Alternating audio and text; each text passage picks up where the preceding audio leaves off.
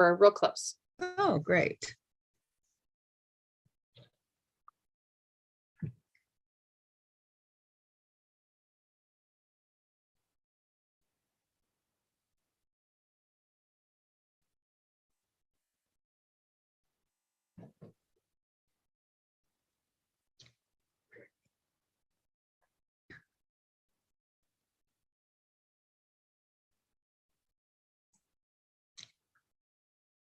Oh, I just, okay, found video.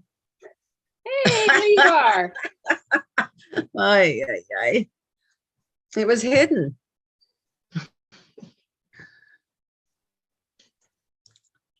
it looks like we may have quorum now. With that Hi, last whoever one. just joined on your iPhone, can you please tell us who you are so we can see if you're a voting member?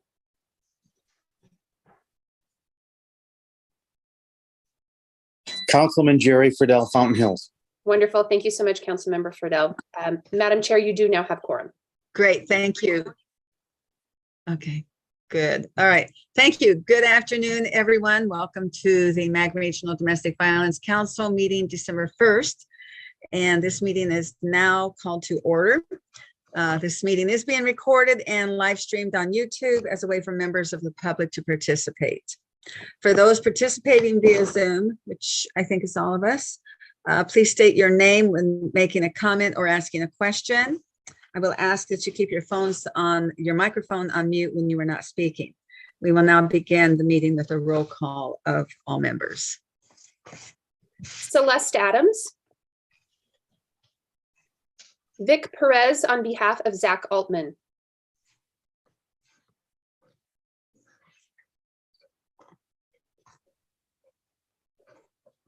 Vic Perez on behalf of Zach Altman. I am here. Thank you. Councilmember Lupe Bandine. Joshua Clark. Allie Klein. Here. Thank you. Councilmember Christine Ellis. Here. Thank you. Councilmember Jerry Friedel. Present. Thank you. Mayani Janelle on behalf of Cindy Garcia. Present. Thank you. Laura Guild. Christine Hahn McDonald.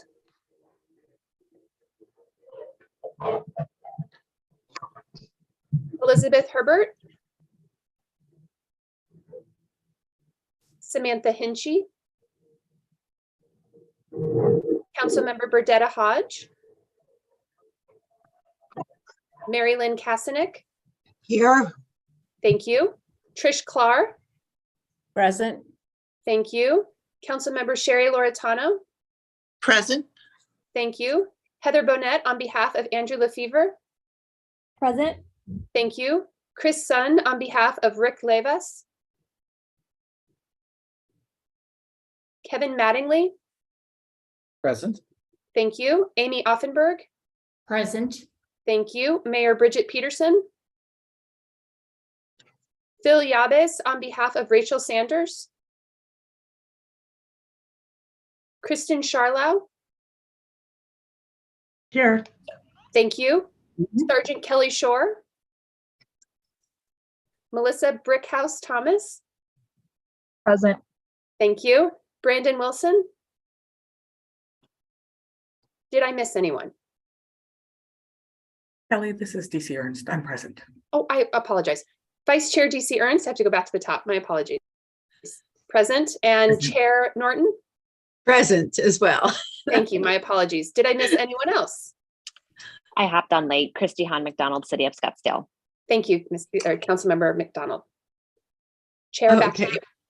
Great, thank you all. Okay, our next item is the call to the audience. This is the opportunity for the public to comment on items that fall under MAG's jurisdiction that are not on the agenda or that are on the agenda for discussion and not for action.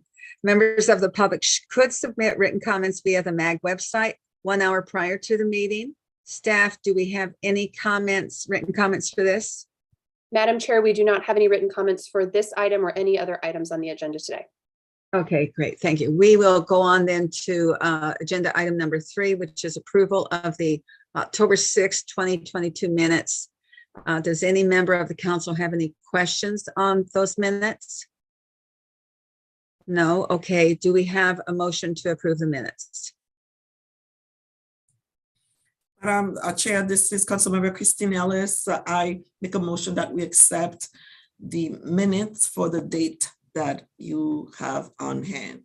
Okay, and do we have a second? Jerry Friedel, Fountain Hills, second. Thank you, Councilmember Fidel. All right, staff, can you please take a roll call vote? Yes, Madam Chair. Vic Perez on behalf of Zach Altman. Yes. Thank you. Vice Mayor Ali Klein. Approved. Thank you. Councilmember Christine Ellis. Approved.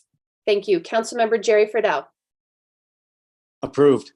Thank you. Mayani Janelle on behalf of Cindy Garcia. Approved. Thank you. Mary Lynn Kasanick. Approved. Thank you. Trish Clark. Approved. Thank you. Councilmember Sherry Loretano. Approved. Thank you. Heather Bonnet on behalf of Andrew Lefevre. Approved. Thank you. Kevin Mattingly. Approved. Thank you. Amy Offenberg. Approve. Thank you. Kristen Charlow. Approved. Thank you. Melissa Thomas. Approved. Thank you. And Christy McDonald. Approve. Thank you. Madam Chair, the minutes pass. Okay, thank you. We'll go on to item number 4 on the agenda, and this is an update on the domestic violence work group. Vice Chair Ernst, can you please give us an update on the teen dating violence work group? And then we don't have, has Councilmember Bandine called in? Do you have anything from her? Okay, great. Then we'll have Kelly give us an update on the crisis workforce work group after that. Vice Chair. Thank you, Chair Norton. Hi, everybody. First, I want to thank the teen group for meeting without me this past week. Unfortunately, I was feeling under the weather, so I wasn't able to attend, but there has been great progress going on with this work group. So Donna from Bloom 365 and her agency have agreed to provide 6 webinars in the month of February. Those webinars will be hosted through MAG. We anticipate each one will be about an hour to an hour and a half long. And the start time for those will be 4 p.m. as we will be honored to have teen peers presenting on each of those presentations. MAG will be recording those presentations, and then they will post it on the MAG website. We will be asking our council members to help participate in announcing these webinars that will take place in February. We have tentative dates for those. We're waiting to get feedback from Bloom 365 on whether they're able to meet those dates. But essentially, we would have a presentation, at least one presentation every week, and there's at least 1 week where there'll be 2 presentations in the same week. And then we will also be able to get out to you, hopefully, the agenda for those presentations prior to February, so you can all see the content of what each presentation will be. And with that, Chair, I will open it up. I'm open to any questions. Kelly, was there anything I missed since you were present at that meeting? Sure, Vice Chair. Thank you for the opportunity. In addition to everything the Vice Chair just presented on for the webinar series for the month of February being Teen Dating Violence Prevention Month, we will have a proclamation. We will also have a press release with social media posts that we are going to write in collaboration with Bloom 365. We will make sure that everyone on the council has all of that information as early as possible, ideally in the beginning of January. So you have plenty of time to get information out to your school districts in your area and with any other partnering agencies that may be interested. I do think the beauty of being able to record these webinars and put them on our website is we can go back and use them as a resource for as long as they're relevant. And so it is timely. We would like to have participation in each of the 6 webinars. However, we also recognize that families may not want to participate when they're live and may want to sit down with their teens after the fact to review the materials, and those will be available. Thank you, Vice Chair. Are there any other questions or comments on this? I do have one question. I'm not sure if it's possible. I don't know enough as far as how webinars and Zoom or whatever it is works, but is it possible if the city of El Mirage or any other city, if we had some kind of an introduction open to the public here in the community, where then we can link them immediately to that webinar? Do you know if that's possible when it's done live during the live webinar? Madam Chair, I do not know if that is possible, but it certainly was something we could take back to Bloom 365 and see what they have done in the past. Okay, if we can, if it's possible, and Donna would know, so we can check that out, that'd be great. Okay, then Kelly, will you please give us an update on the crisis workforce group? Sure. So Councilmember Lupe Bandine with Tolleson has been leading a crisis workforce work group, which is quite a mouthful, but the idea behind the work group is to identify resources in the community where individuals who might want to work with survivors of domestic violence, for provider agencies, et cetera, can receive training necessary, and to also identify gaps in current workforce so we can help promote this as a wonderful field, to try to encourage more individuals to come into this workforce. From that, the city of Tolleson has decided to generously film a series of videos, including several different members from our DV community, to talk about their experience in working as an individual who works in this current field, to encourage others to also consider doing this. And Councilmember Bandine is coordinating that with Tolleson staff. Additionally, they have not yet purchased. They are looking for feedback on both a banner and a tablecloth, the language of which was sent to you all via email, or for those who are on the workforce subgroup, it was sent to them this morning for review. And the idea would be that at future conferences and at opportunities where the work group could table, that this banner and this tablecloth would be used. And it has the MAG logo, it has some information about entering the workforce, et cetera, on it. If the greater group would be interested in also seeing the drafts for both the tablecloth and the banner, we'd be happy to send that along to everyone. Councilmember Bandine is looking for feedback as soon as possible on those. And without, Madam Chair, that is my update. Great, thank you very much. I think it would be helpful. We would have no problem in getting feedback from others regarding the banner and tablecloth. So when you get that, look at it. If some of you think anything on the graphics or wording or anything, certainly submit your suggestions and we'll look at them. Appreciate it very much. I want to make one comment about the crisis workforce group and the work that they're doing and the need.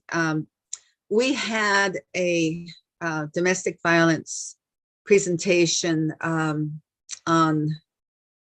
what was it, the 19th of this month, or no, of last month. We're already in December. And it was a movie that was done supposed to depict domestic violence. And I had not seen the movie prior to that. It had been highly recommended. I will say, though, that what I consider was the most important aspect of that community event that we had were having the domestic violence advocates there. Without them having been there, I think it would have been a failure. We would not have accomplished what was needed. So it really showed. We had a team from Bloom 365, and then we also had a team from Eve's Place, as well as our victim advocate supervisor, and then the immigration attorney for the undocumented victims of domestic violence.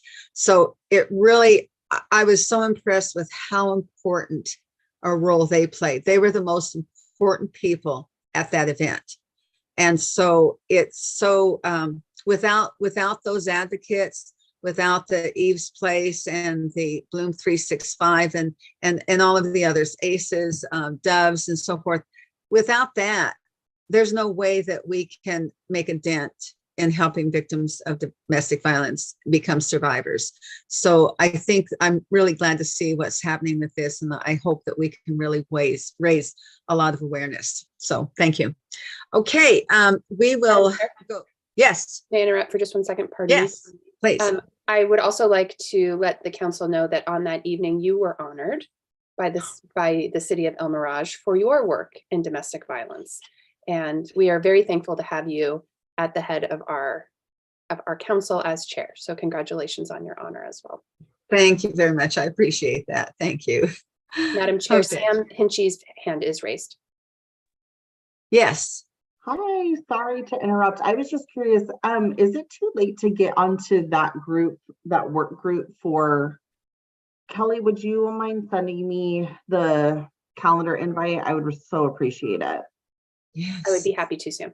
Thank you. Yes, anybody that wants to participate in that group or in the teen dating violence, please, please contact Kelly and she'll get you the information. There are several events. This is not just a one-time work. It's not a one-time event. So please, and it is so important. So yes, Sam and anybody else that wants to help, more hands, the better. Thank you. Are there any other questions or comments? Okay, thank you. Then we will go on to agenda item 5, which is going to be an update on the Abuse in Later Life grant. Jody Hector from DES will give us that. There you are. Hi. Right here. All right. Yeah, Hi, everyone. Thank you. So I only have a few updates regarding the grant. The law enforcement basic and advanced training is still ongoing and is open for registration. It's for anybody that works with the elderly. It's not just for law enforcement. Over 600 participants have registered for this free self-paced online training. There's also an in-person prosecutor training in February. I believe it's in Washington, D.C. So I can send that information out as well. It's related to elder abuse. And then our direct services started in October, and Janae Valerio with the Area Agency on Aging Doves program. She's the housing specialist, and she's been helping victims of late life abuse, age 50 or older, that need a safe place to go in a domestic violence or sexual violence situation.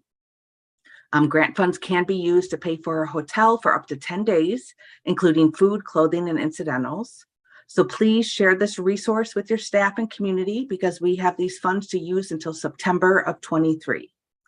Janae is getting some referrals, but not all of them are meeting the age requirement and some are not in emergency situations.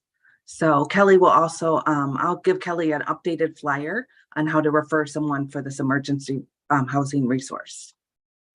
And I will also send Kelly the information on the trainings as well.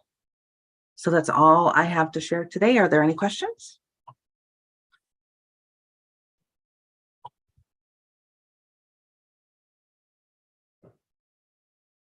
No questions. I would just like to add, Jody and members of the council, this is a really rare resource that's available at the moment. We do not have sufficient housing, especially emergency housing for individuals fleeing domestic violence or individuals experiencing homelessness in general. And so if it would be great if you could make sure that your human services team are aware of this program, because it would just be such a travesty to return funds that if we're not able to spend down the money. We know that the need is there. Exactly. Thank you, Kelly. Thank you. Okay, I'll send that information to you, Kelly. I have a question. Madam Chair. Councilmember Ellis, yes. Ms. Kelly, can you send that information then to us so that I can funnel it down to our community services? And I know Leah Powell is our director and she would love to have that. We have a lot of people that are still experiencing needs right now. They are reaching out on social media, and so we can funnel them down to get the services that they need and the help that they need. Thank you, Ms. Jody. Okay, thank you. Jody, I have a question. Yes. With the funds that are in that grant, is that anything that, like our victim advocate program with El Mirage PD, they have very limited funds that they work with to help those who are in that situation where they have someone that's out there. Is it possible for them to get some of that grant money and kind of just keep it in that pot for use for those that are over 50, or does it have to be spent immediately on, a particular person in mind? Yes, so the funds have to stay within, so DES is the grant awardee, and then we partnered with the Area Agency on Aging. So the Doves program is holding on to the emergency housing funds, and so Janae is the person they would just call. So they could just make a referral to Janae, and then they can help. And then we're also working with the DV Stop program, because they also provide hotels when necessary. So yeah, the funds have to stay within DES.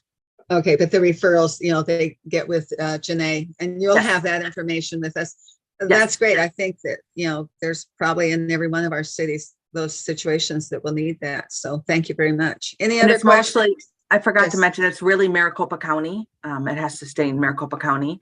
And so that's really, they have to be over 50, and then they need an emergency place to go in a domestic violence situation. Right, great, thank you. Okay, this is Vice Chair Ern. So Jody, just to clarify, those funds then would be available even after hours for those of us who provide crisis intervention after hours. Yes, so on the flyer I'll send to Kelly, it says to call Janae during the work day, and then after hours, call the 24-hour senior hotline, helpline. Thank you. Good. All right, thank you very much. Hopefully it won't be needed, but the way things are, I'm sure it will be, and let's make sure that no one gets left out. Thank you. Hi, okay. Can I just ask one more question? Yes, Sam. To Jody, I'm so sorry. No worries. Jody, does APS know, is APS going to your meetings? Do they know about this so that they can refer people to Doves as well? Yes, so we have members in our CCR. We have a monthly CCR, and then I also did a training for the APS supervisors. Awesome. So they are all aware of this resource. Wonderful, thank you. Okay. Any other questions for Jody? Okay, none. All right, thank you so much for the update, Jody, and the information. Thank you. Okay, then let's go on to agenda item number 6. This is a presentation from the International Rescue Committee, and we have Alicia Winchell to present. Alicia, there you are. The floor is yours. Thank you. Perfect. Am I able to share my screen? Yes, please. Okay, I will get that set up. Oh, it says it's disabled by whoever's the host. You are able now, Alicia. Okay, perfect. All right, is everyone able to see that presentation? Yes. Perfect. Okay. Well, hi, everyone. My name is Alicia Winchell. I am the Anti-Trafficking and Victim Services Supervisor at the International Rescue Committee.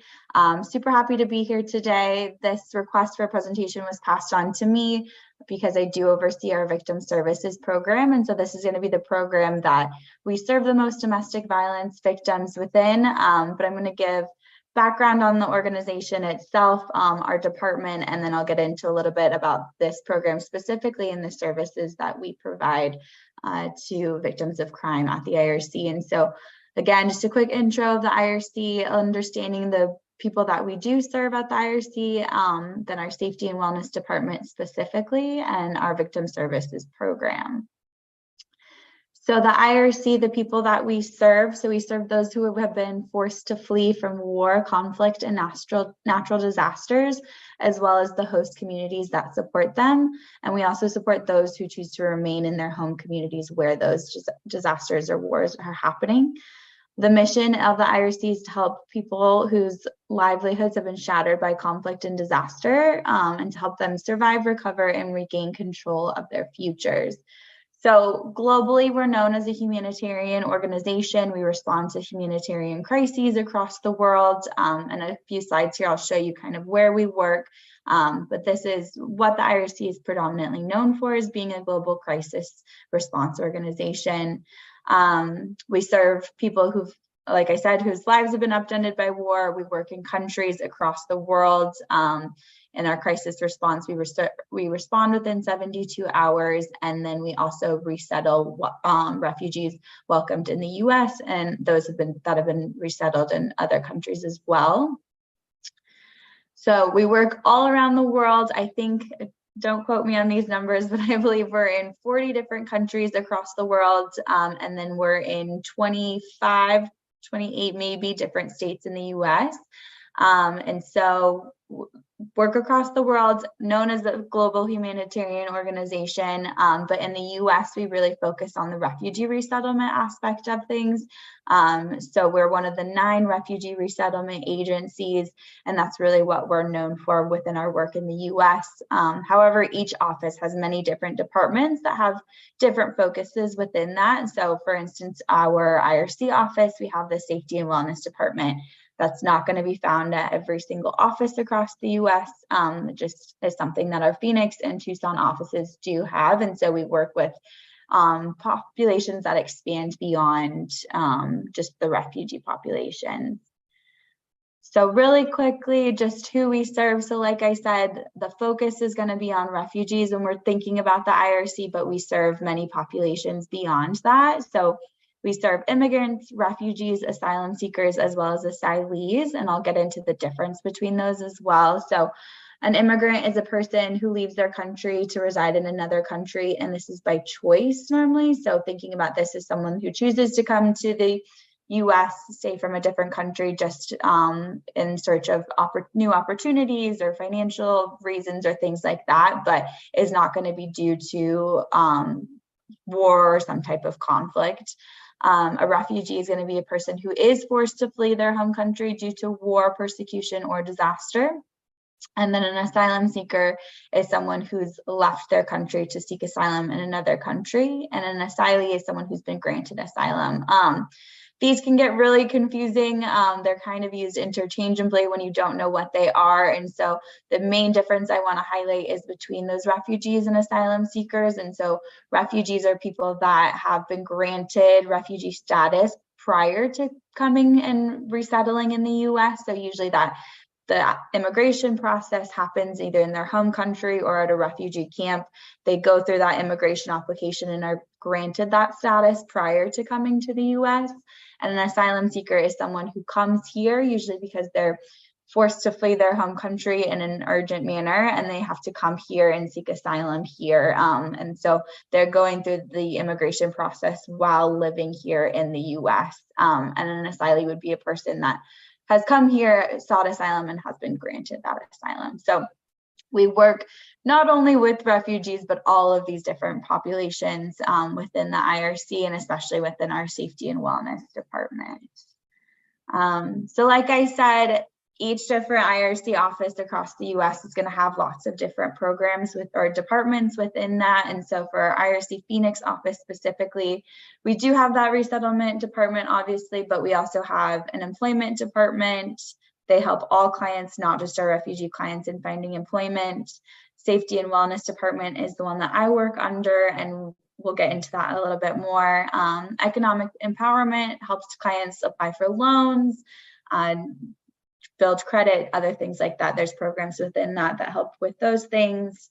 Education, so clients that need to go through like cultural orientation or get connected to English classes, helping enroll students in school, things like that. Community integration is going to include our immigration department. So for those clients that are seeking asylum here or applying for a different type of visa, our immigration team is able to provide free legal assistance to do those applications. And then we also, the two corners there, have our Welcome Center and our New Roots Farm. So those are part of the IRC Phoenix, but they're not on site at our Glendale office with us. Our Welcome Center is where our asylum seekers are going to come in. It's an emergency kind of shelter where when people are being released from detention, they're able to come through the Welcome Center and they're able to get help going and meeting up with their sponsor or getting connected to long-term services here. And then our New Roots Farm is a farm that we have. It's over on like Camelback and 16th Street. I think super great for our clients just to get them if we have clients that are interested in farming, things like that. It's a fun little thing that we have on the side. But really want to focus in on the safety and wellness department now, since that is the program or the department that I work under and our victim services program is under. So the mission of our safety and wellness programs is to provide comprehensive case management services with the cultural humility to refugee, foreign national, and other survivors of war, violence, displacement, or trauma. And all services are provided using a holistic, trauma-informed, survivor-centered approach that helps victims achieve their goals. And services are provided in coordination with the greater IRC office. So thinking back to that last slide of all of the different departments within the IRC Phoenix, we coordinate closely with all of those different departments, but then we also partner with local service providers as well. So for example, we work really closely with the different domestic violence shelters across Arizona. So New Life Center, A New Leaf, Phoenix Dream Center. Those are some of our sub-grantees as well as partners that we do a lot of outreach with. And so we work really closely with them. For example, when our clients do need a shelter or when we're not able to provide services that they may be able to help us out with. So the different programs within our safety and wellness department is this victims of crime program. So sorry, I use that kind of interchangeably. We say victims of crime because we're funded by VOCA, but it's also our victim services program. So those are one and the same. The victims of trafficking program, which is the other program that I oversee as well. And then survivors of torture, we provide long-term asylum case management. And then we also have a therapeutic services team as well. So our victim services program, we provide comprehensive case management and advocacy services to foreign nationals who are victims of crime. So I currently have 2 case managers who can provide case management services and then 1 victim advocate who handles more of the legal services for our clients. So if they need a restraining order or help getting a divorce, things like that, she's more versed in that area. And then that's just the definition that we use for who a victim of crime is. It's any person whom a crime was committed against, and the results of that can be anyone who suffered physical, mental, emotional, or financial loss. And in domestic violence situations, children of abuse victims are also considered victims, and we're able to serve them as well. So again, the eligibility for our program is any foreign national. And I realize that I say that term sometimes and people don't know what it means, but foreign national is just anyone coming from outside of the US. We have some flexibility with within this program to serve people that have any type of status. So we are able to serve people who have their green cards or have a type of visa, or who have no status at all, but they do just have to be someone who's not from within the US. And then these are the different services that we offer. This is just a short list, and some of these can seem pretty general, but thinking about it in terms of just comprehensive case management services. So we're able to help with victim compensation, claims and gathering documentation, filing restraining orders, help with personal advocacy. So whether that's attending appointments with clients or advocating for them on their behalf if they're not getting access to certain services that we believe that they should have access to.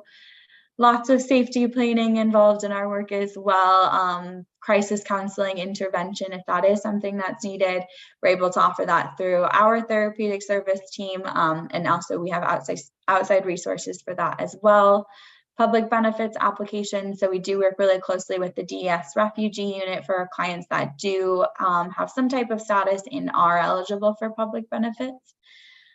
Interpreter services, we do have in-house interpreters at the IRC, and so we're able to provide in-person interpreters if they are available, and we also offer phone interpretation.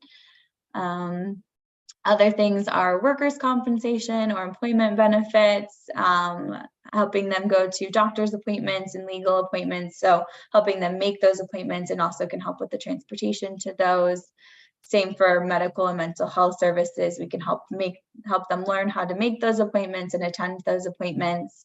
And then we have a large network of pro bono legal services. So like I said before, we do have pro bono legal services in-house, but we've also established a really great network of attorneys that will do pro bono work for our clients, just depending on what the application is.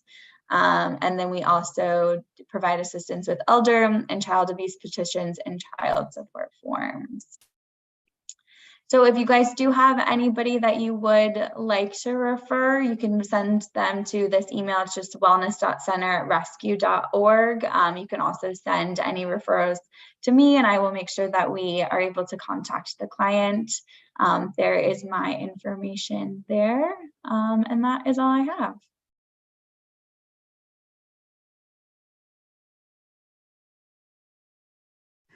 Thank you. I'm sorry, I was writing down the phone number. No, you're I fine. think I'll ask Kelly to get that information out to all of us.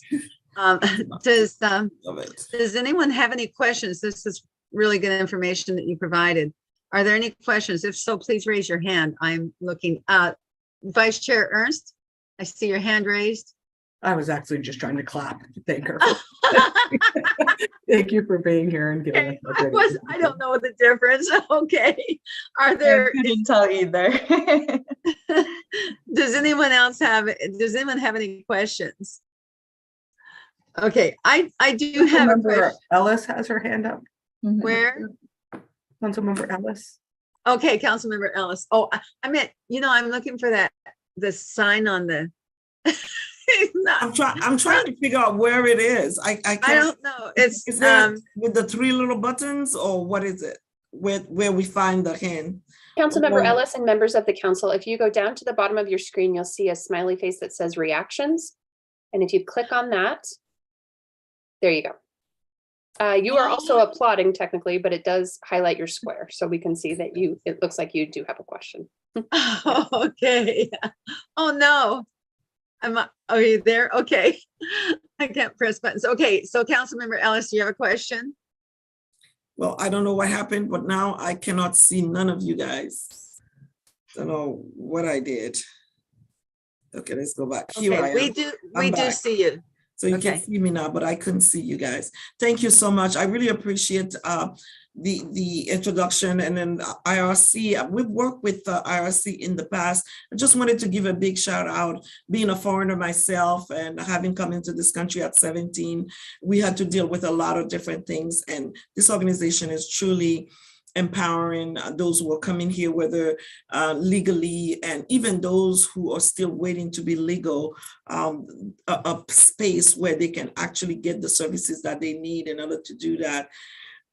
It's very difficult for people sometimes who have never left the US or who have never had an encounter with someone personally that have come from a different country to be here to understand the need that this organization is filling in. And I applaud you. We've been working with you specifically. I'm sure that you guys have heard all the problem that we are having with the Haitian refugees as they're coming either through Yuma or also the last bout that we had with 20,000 people showing up in El Paso. This thing is a true issue that we're dealing with. Being the council member in Chandler, I do have some of my constituents that are dealing with that. And the thing that I can say is that midnight, 1 o'clock in the morning, people at the airport, we are calling this organization, they are showing up to provide care for people. So thank you so much. Just wanted people to know that I have access to you guys and we have used you from all over the US. Thank you. Thank you. Alicia, I do have a question for you. It looks like you provide a lot of services and including some of the legal services. Do you also help victims of domestic violence with the, is it called the VAWA visa?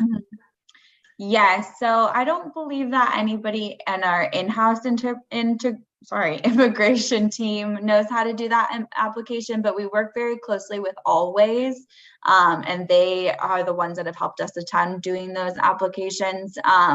Like I said, we have a huge network of pro bono attorneys, and so most people that we're connected with are able to do either the VAWA or the U visa, which is the Victims of Crime visa.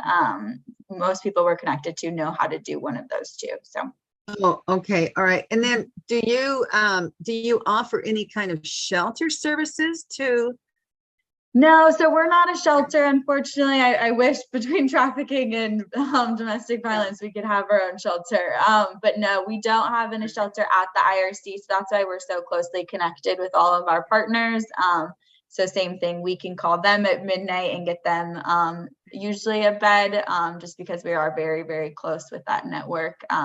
Like I said, our go-tos are like New Life Center or New Leaf. We can pretty much rely on getting a bed from one of them. Okay, great. Thank you very much. Great presentation, a lot of information, and we'll look forward to getting a copy of what you sent out so that we all have that in our on our access. If there are no other questions, thank you, Alicia, for the presentation, very informative.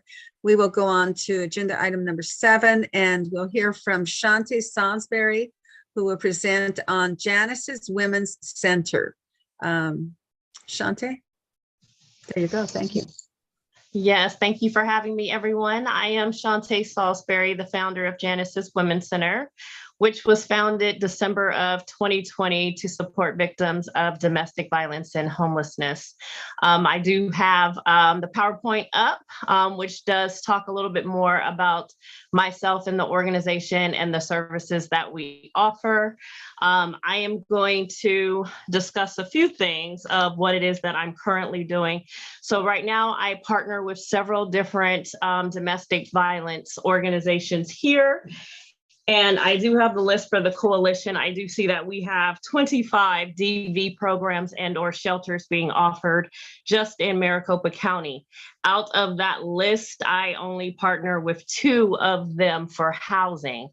And the domestic violence has definitely risen in the last 2 years.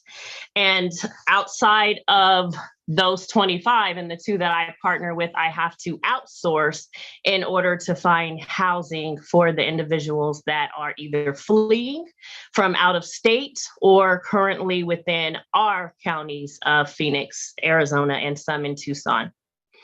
So that has become difficult without having shelter and or all the beds being filled. Another thing that we are doing here is networking. And so I have been labeled as the big connector here in Phoenix. I do not house. I am acting pretty much right now as the DV hotline, which I have been trying to partner with just to get some assistance as well. The flood and incoming calls that I receive all throughout the night and the day has gotten up to at least 30 calls a day just from victims of domestic violence.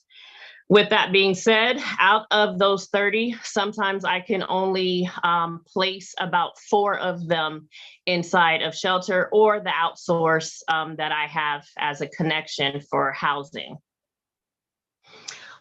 Some of my ladies wanted me to inform that what we are looking for and what is needed is more domestic violence advocates like myself. I literally start from the beginning with them and I end with them probably all the way up until they get into housing, which is also tough because after they get into housing, they are still in need of assistance. And so what we say is we work with you until you find sustainability. Sustainability is not your average. To me, that is broad. Sustainability could be housing, but yet they're in the middle of trying to still find housing. Sustainability could be food, but yet they have no income. So there really is no such thing as working with them until they find sustainability. The advocacy that they are looking for is a mobile unit So pretty much that is exactly what I'm doing. So when I get a call, and it can be in the middle of the night, 2 o'clock in the morning, and a victim will tell me that they are placed in housing or a shelter, which they have been assaulted in. So this is a situation that has happened. A shelter has assaulted one of my victims. And with that being said, my victim actually waited outside of my boutique until I opened. So she slept in the cold, left that organization at 5 o'clock in the morning. At that time, I had to find new placement. The other thing that we are lacking is peer support for them. That is what they're looking for, trauma therapist to work with them all the way until the end. I do a lot of Uber. And so there's a lot of Uber cards that I give out to the ladies because I want to make sure that they are feeling their independence, that we're not taking anything away from them that their abusers has already done. And so that means downloading their own Uber app, conducting their own Uber rides, all of those things. And that is a way for them to feel safe as well, and to be able to get to all of the meetings and counseling appointments, doctor's appointments, job interviews, all of that without having to consistently ask for a bus voucher or some type of voucher or look for a ride. I actually host psychotherapy sessions monthly. Those psychotherapy sessions are open to, of course, my clients, but I'm looking to open that up to my partners that I work with and allow other DV victims to be a part of this. So therefore, they're getting more hands-on therapy versus the counseling sessions and continued the same environment, which also can be re-traumatizing for the victims of domestic violence. I recently created a Thrive Journal. This Thrive Journal is a domestic violence survival journal. It is up to 120 days because most shelters are 120 days. Inside of the Thrive Journal gives them resources, a few scriptures, therapy assignments, and all of those different things to be able to get them through when I'm not able to be there. And of course, when case managers are not able to answer some of the questions, advocacy, of course, when they're not available, and just to help them, guide them throughout their 120-day journey.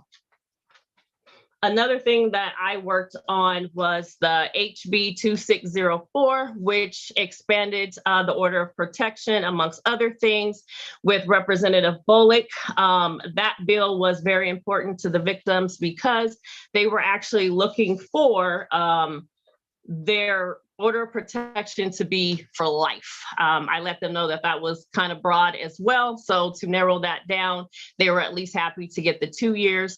I am actually working with Representative Bullock now. We just opened up another folder to prepare for the next bill cycle of adding legal assistance as a way to provide some more resources to victims of domestic violence, amongst some other things with the order of protection. We do recovery and trauma. We have one-on-one support. I help them to maneuver throughout the system. And it is getting pretty tight because I am not federally funded. And so everything that I do is through fundraisers. And right now I am acting as a solo team, conducting all of this outreach and trying to provide as much one-on-one support to the victims of domestic violence as of now. And so it's definitely been quite a journey, and they are definitely looking for ways to be uplifted during this whole process. And what that looks like is us adding more resources and more advocates and getting some more support. And if there's any other questions, I'll open that up.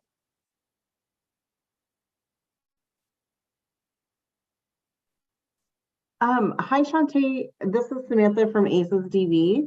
I'm just curious. Thank you so much for your presentation. I think we met a couple months ago at the Community Partners Addressing Domestic Violence meeting. But I was just curious, what are the 2 organizations in Maricopa County that you partner with? A New Leaf, and UMA. Awesome. And I do have Sojourner as well. Thank you.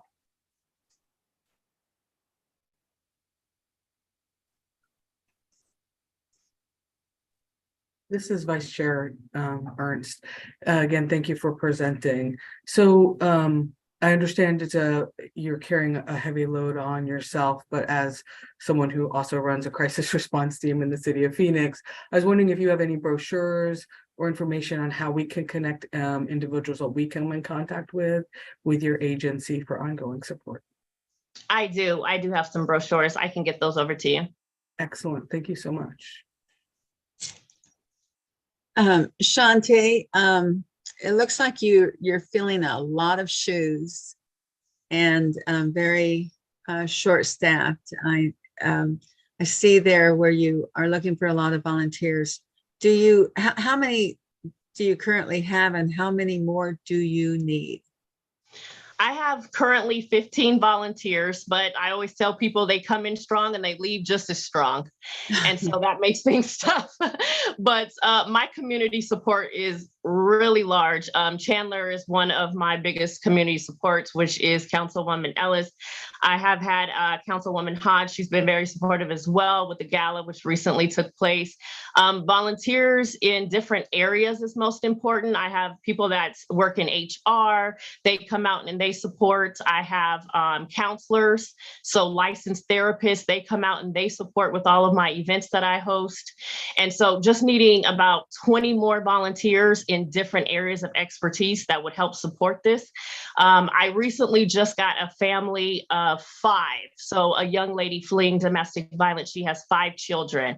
And that has pulled me away from the organization this week. She was just placed in a safe house on Thanksgiving, and she does not know how to parent, and each child has experienced sexual assault. And so I have definitely been stretched and not having that support needed. And of course, not having that transportation because we don't offer that here in Phoenix. Okay, and I was just going to ask you, you're actually located in Phoenix? Yes. Okay, but is it a lot of the work that you're doing in the East Valley, or are you pretty much stretching all over the East and West? I'm stretching all over the valley, yes, East and West. Okay, all right, thank you. Sounds like you need a lot of help. Yes. Okay, are there any other questions for Shante? You know, it's just another example. Okay, Councilmember Ellis, you have a question or your comment?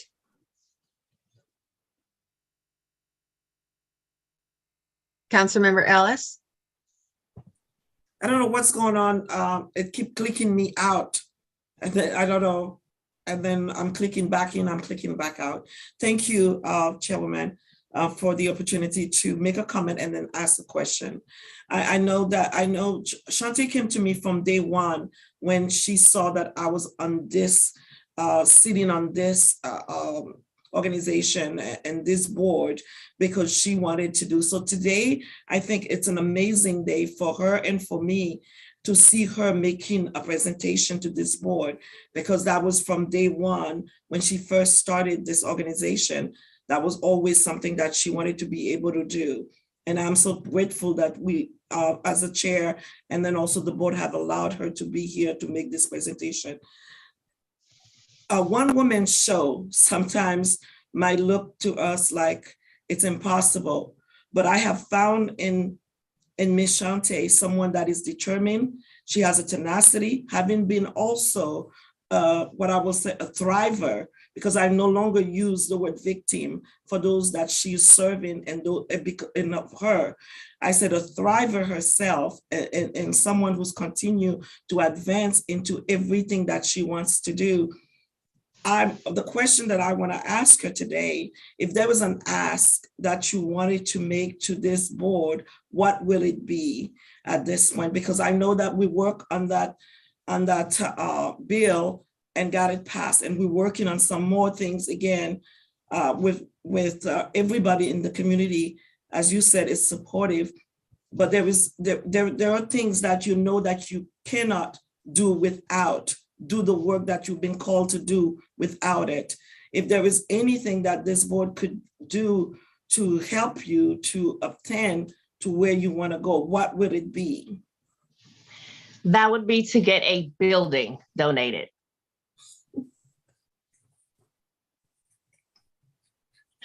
That is most important. And I would literally say that because a lot of times when the victims come to me and I have to outsource them, it's almost like I'm re-traumatizing them because they say, why can't I work with you? Mhm. And so then I have to tell them, well, I partner with this organization, so I'm still going to be working with you, but I have to place you here because they have the beds, and I will continue to work with you. I promise you, I won't leave you.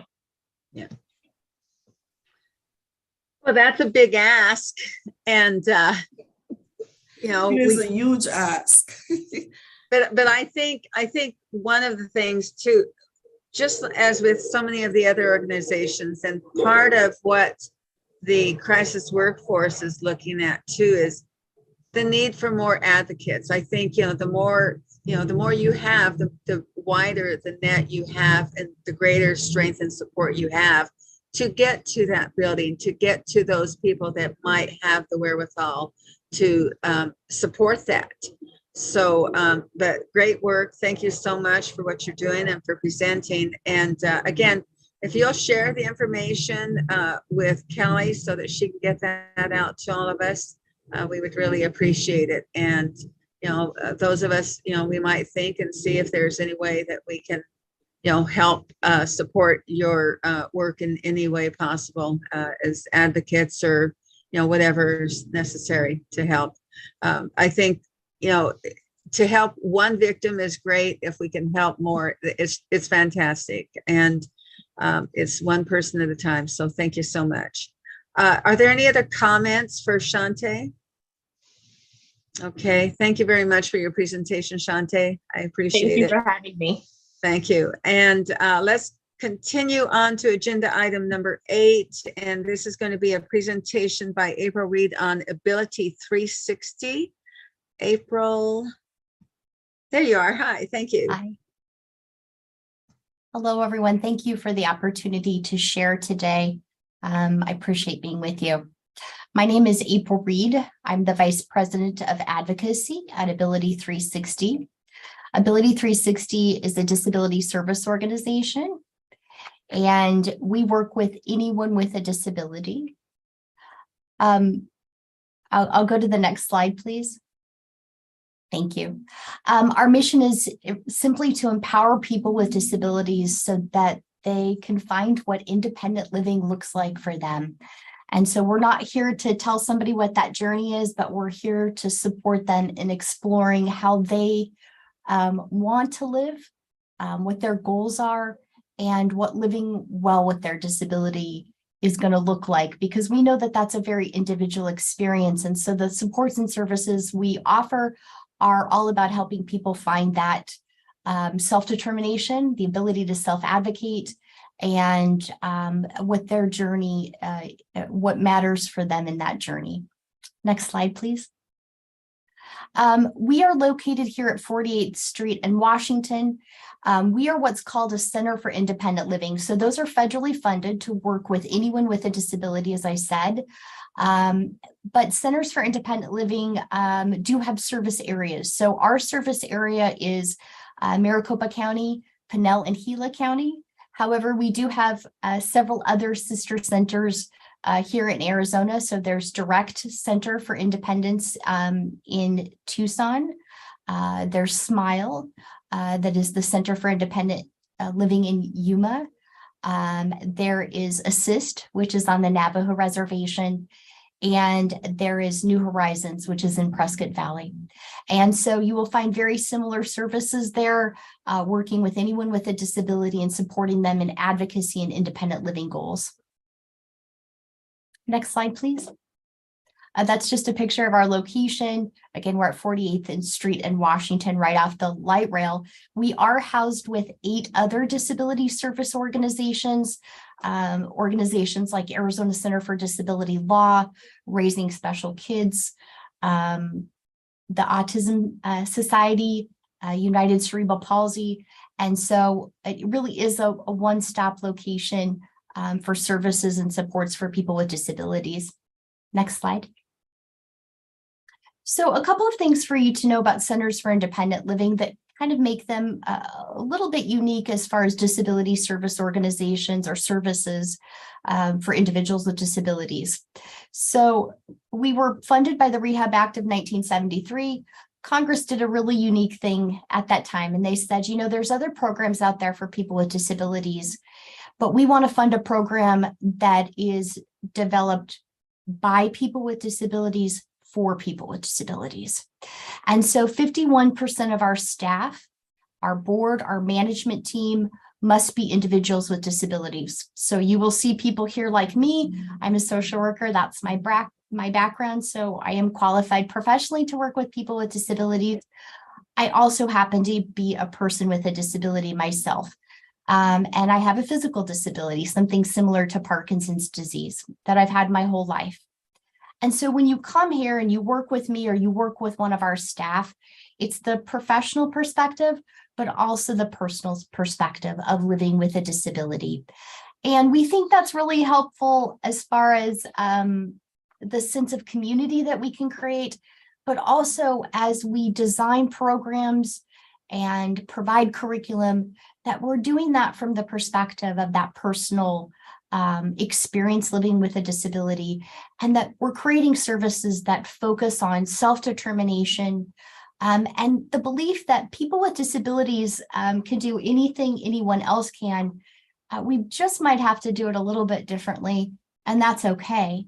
And part of the services and supports here are helping people figure out what that purpose is. And we believe fundamentally that people with disabilities have the right to inclusion and integration, and that that participation in every aspect of our society is a civil right. And oftentimes when we look at disability, we see the individual and we think we need to fix them, or that's a problem to be solved. We look through a more of a medical model. And that's helpful for my doctor, my neurologist, as they treat my disability, right? But when I'm out in the community and I encounter a barrier, I want advocates to look at that from a social justice perspective and say, if there's a barrier that's preventing participation, that's not about one person, that's a societal issue, and we need to solve that and create that access. Next slide, please. I want to tell you quickly about a couple of our main services so you have that awareness of some of the ways that we can support. But I also want to let you know we have a lot of programming here, so please feel free to just reach out to us directly or to me if there's questions you have about referring or about specific programs. We do provide information and referral. We do about 350 calls every month. We'll let you know about disability services, but we're also talking to people about issues that commonly impact someone with a disability, like housing, transportation, healthcare. And so you can call and get those resources from us, and a staff person can work one-on-one with you to guide you through that process. Next slide, please. Thank you. We also teach independent living skills. So I really look at this as case management and supports to work on your goals. So a staff person will sit down, work with you on anything you identify as a goal: budgeting, cooking, job searching, transportation, or things that are more personal, like communication or self-advocacy skills, stress management. Whatever an individual can identify, we have a staff person that can work with them on that goal, create a support plan, whether it's one-on-one supports, attending classes, but really encouraging that person through training and resources to work on those independent living goals to achieve the next steps for themselves. Next slide, please. We also provide advocacy. So we do systems advocacy. So I'm the designated lobbyist at Ability 360. So we do take positions on policy and bills at the Capitol that we know impact people with disabilities. But we also do that grassroots advocacy, providing education to the community about resources, about civil rights, about the Americans with Disabilities Act. And we do that with individuals one-on-one as well. So oftentimes people with disabilities aren't sure what their rights are. They're not sure how to speak up and do that in a way that other people can hear them. And so those self-advocacy services are available to support someone in making sure that they get what they need. And especially if they feel that they're facing discrimination or they've been denied a service, having that partnership with an advocate can be really helpful. Next slide, please. The largest program here at Ability 360 is our home care services program. That's funded through our state Medicaid program, and specifically a program under Access called Arizona Long-Term Care. So that's the program that provides long-term care supports for people with disabilities and seniors so that they can remain independent in their homes, having help with things like cooking, cleaning, dressing, bathing. We employ about 2,500 caregivers. Most of those are family caregivers. And so they're individuals that can be trained and paid for services that many times they were already providing for a loved one. But it's focused on helping people remain in their homes. Most people with disabilities, when you talk to us, that's a priority. I want to be in the community. I want to be in my own home. I don't want to be in an institution. And so those home and community-based services are really critical to a lot of the people that we work with. Next slide. We also provide home modifications. Again, if you're on Arizona long-term care, we have a couple of contracts with some of the cities. The city of Phoenix is one of them. But we can provide home modifications, things like ramps, grab bars, roll-in showers, things that can create access for someone in their own home, but also safety. We also do have some private pay. Again, that's a program that's focused on keeping people independent in their own home for as long as possible. Next slide. We also do employment services. So if you're someone who's receiving SSI or SSDI, Social Security Disability, and you'd like to return to work, that can be a big decision to take that leap to go back to work. And a lot of times people feel like they're risking their benefits and their security of their health care.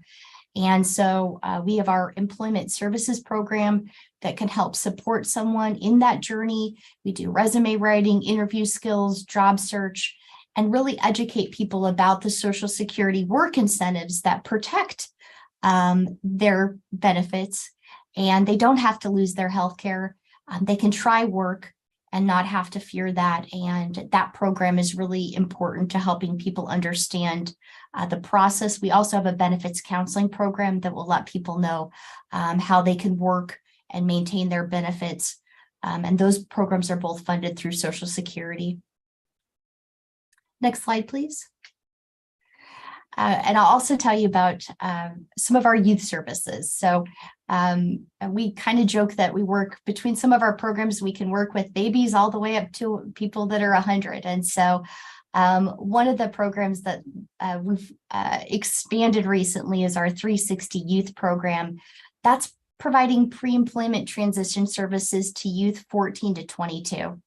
So historically, a lot of times youth with disabilities didn't get the same opportunities to have an internship or take a summer job, or even have people talk to them about educational opportunities after they graduated, or what do you want to do as a career? And so this program really focuses on talking to students, talking to their parents about jobs and about their future, and really giving those support so that the student can plan and has a plan for what they want to do after graduation. We also have a peer support program. So mentoring is really important to Centers for Independent Living. We believe in people with disabilities being empowered to share their stories to support other people with disabilities in their journey So we have an amazing team of peer mentors that volunteer their time to act as coaches and cheerleaders to people that are maybe newly injured, newly diagnosed, or just need that support in their own journey. We do peer support groups, so we have all kinds of disability support groups that are open to the community. And then finally, if you go to the next slide, we have our sports and fitness center. This is located here on our campus. Next slide, please. It's a fully accessible, integrated sports and fitness center experience. So anyone with a disability can come, but it's also open to the community. We wanted it to truly be integrated, and so people without disabilities can participate in this program. Everything that you would see at a typical gym, it just happens to be fully accessible and modified so that anyone with any type of disability can join. We do have veterans programming through that program. We have additional youth programming. We do silver sneakers, and there are scholarships. So if finances are a barrier, it won't be for this particular program. All of our other services are free. Again, they're open to anyone with a disability. And if you go to the last slide, it has our contact information, but I do just want to quickly highlight a couple of the services and supports that we provide to individuals with disabilities who have experienced domestic violence. So about 5 years ago, we began a partnership with ACES DV. We really reached out to each other, and if you're an advocate in the disability community, what you know is that oftentimes the disability community has been left out of the conversations about domestic and sexual violence and protecting vulnerable adults. And part of that is because we haven't really included people with disabilities in any of the conversations historically about healthy relationships and our sex education. And so through that partnership with ACES DV, we really came together and created trainings first for domestic service providers who maybe often hadn't worked with people with disabilities and wanted those tools to know how to provide accommodations and work with anyone with a disability and know the appropriate language and etiquette that you should provide. But also, just as important, disability service providers had not had the opportunity for training on domestic violence and resources and best practices. And so that through that collaboration with ACES DV, we were able to create trainings and partner to teach hundreds of people across our state, both domestic and disability service providers, so that we were better prepared to serve our community. We also created walk-in hours here at Ability 360, where ACES DV staff would be to work with our consumers. And so someone could come in and work directly with their staff on safety planning and resources right here in our building, where oftentimes people feel safe because they know it's accessible and they know that it's us. We haven't been able to do that for a little while because of the pandemic, but our building has just reopened and we hope to continue that collaboration. Additionally, after the situation with Hacienda Healthcare a couple of years ago, where a woman gave birth to a baby and was attacked, that really shined a light on, again, what advocates in the disability community had known for a long time, which is the services and supports to individuals with intellectual and cognitive disabilities had not existed in the way that it should. And so Ability 360 has had the opportunity to partner with the Governor's Council on Developmental Disabilities, again with ACES DV, but also with Bloom 365 to create trainings for people with disabilities to understand what are safe relationships, what are healthy relationships. And we were able to just host a series of trainings in partnership with Bloom 365 and know that we need to continue doing that. That partnership is very critical into making sure that people with all different types of disabilities, but specifically intellectual and cognitive disabilities, have access to that important training so that we can really start to address the issues of abuse and neglect and violence in the disability community in a way that we haven't been able to do before. With that, I'll stop and thank you for the opportunity to briefly share, and I'm happy to answer any questions that I can.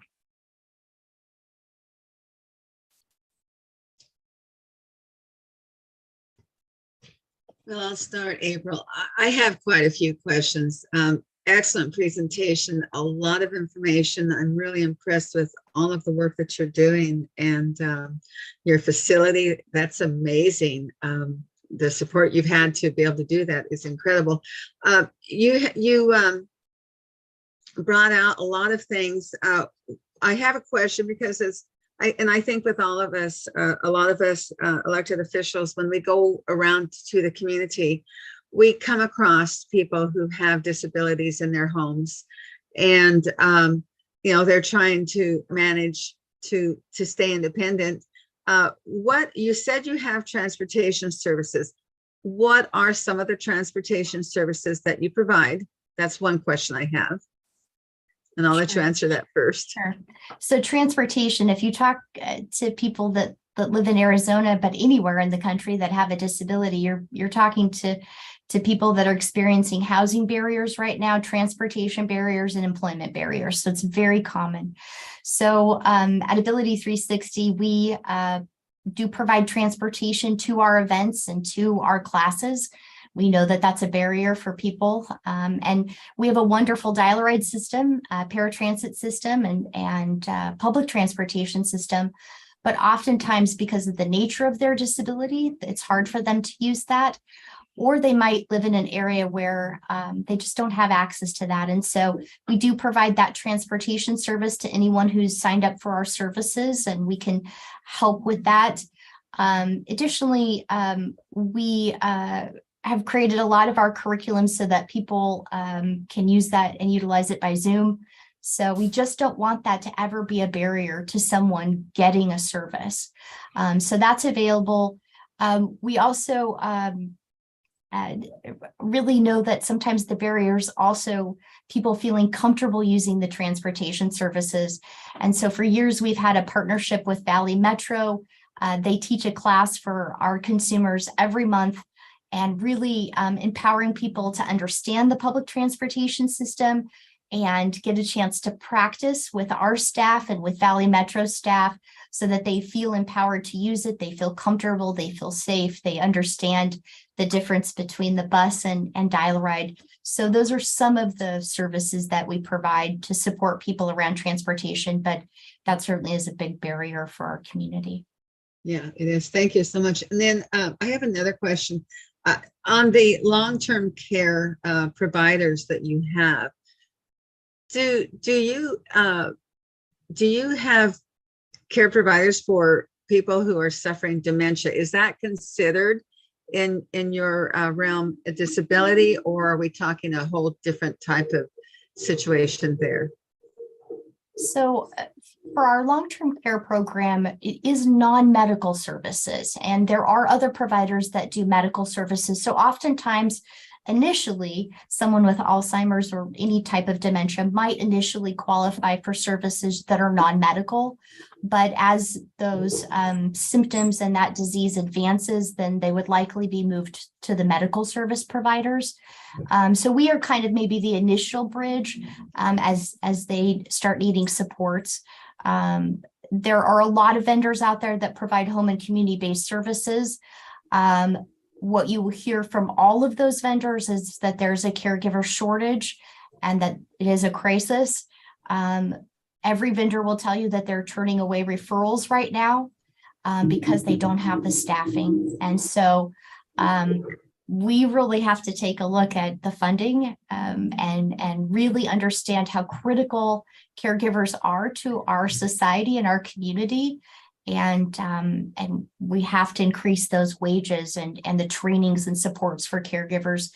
And knowing that a lot of times these are family caregivers and what they're doing is out of love, but they also need to be paid better than a living wage for the really hard work that they're doing. So yeah, we could help with that, but often, we would also help with that referral when necessary to the medical services. Okay, and you did mention autism services for children and adults with autism.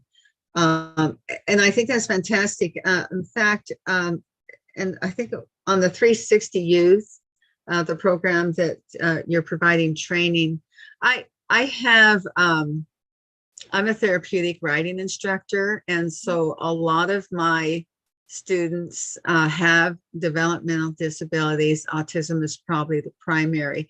And I have some young men that I think they're 17 and 18, extremely bright, very bright young men. They're homeschooled, but they have goals. They're high functioning. And when I was listening to you, I thought, I'm wondering if your program would be a good place for them to start. One of them wants to be a producer. They just participated in a play on The Hobbit about a week ago that we saw, and it was the most entertaining, and we just loved it. And so I'm wondering, is that 360 Youth program you have, is that kind of an ideal thing for some young men like that? Absolutely. Yeah. So it really is the preparing them to start the conversation about what are my dreams. So we talk about self-advocacy.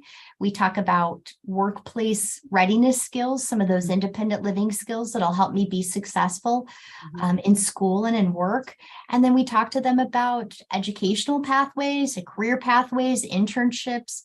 They also get to work with some of our mentors who are people with all different types of jobs, and they get coached on, some of those experiences, and get to ask questions about what was your first job like and how is it different when you have a disability. And so, yeah, it's a really good program to introduce young adults. And certainly we've had a lot of people with autism come through that program. And are these services primarily free services? Those services are free. Yes. They're free. Yeah, Okay.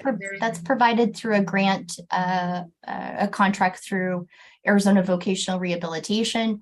They just have to be 14 to 22 and enrolled in some sort of school program, and they qualify for that program and that service.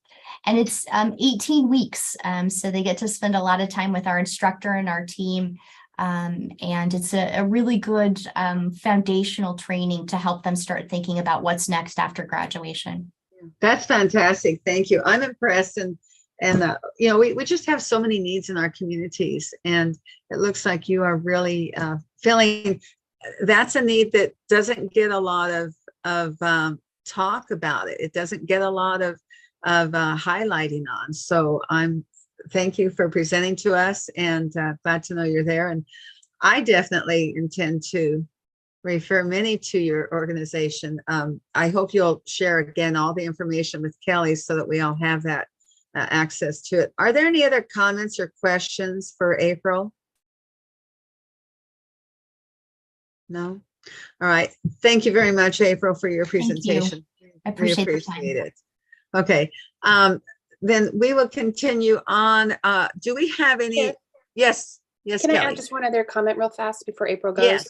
Yes. I just wanted to mention, I think one of the other benefits of Ability 360, I have an immediate family member who lost a limb in an automobile accident and has used Ability 360 as a way to find community with others his age who are going through a similar experience because he's not in the military.